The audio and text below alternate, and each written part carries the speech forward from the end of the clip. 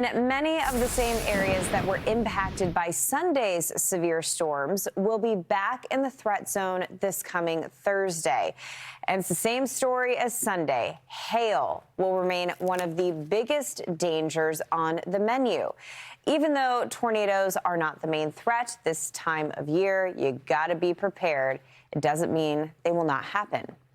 Indiana, Illinois are the two states most likely to see some spin-ups. In fact, Illinois, especially, no stranger to low-end threats producing dangerous twisters. You'll remember just 2 weeks ago, we had a monster EF3 tornado tore through Kankakee, Illinois, south of Chicago, despite the city only being in a low-grade threat for severe weather that day.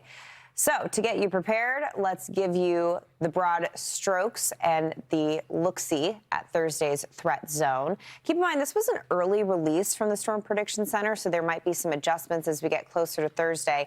Right now, going for a level 1 threat that stretches from Kansas City to Cleveland, up through Detroit, but that level 2, including a good chunk of Illinois, Indiana, and Ohio, where we've had multiple brushes of severe weather in the last 4 or 6 weeks. Yeah, and typically it's not unusual to get severe weather here. Typically you'd think a little farther south, but that's just how far north some of the warmer air is coming through. Then you get these fronts that come through with some cold air attached, and then you're in business this far to the north. So we watch closely because Thursday, especially during the afternoon and evening, if you're going to be traveling, perhaps you're trying to get a head start on a spring break that's coming up. I know we're kind of going through the spring break rotation right now with different weeks.